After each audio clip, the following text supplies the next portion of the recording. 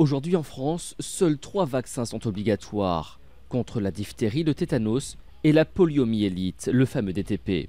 Mais l'un des problèmes, c'est qu'il y a une pénurie, sauf dans des doses dans lesquelles se trouvent d'autres vaccins optionnels contre ces 8 autres maladies. Or, certaines personnes le refusent.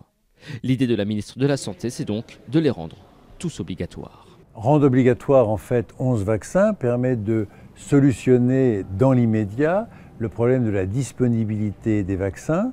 L'industriel du médicament ne pouvant pas aujourd'hui faire les 3 vaccins obligatoires indépendants. Une idée indispensable pour de nombreux médecins, d'autant plus, et c'est l'un des autres problèmes soulevés, que des maladies telles que la rougeole et la méningite refont leur apparition.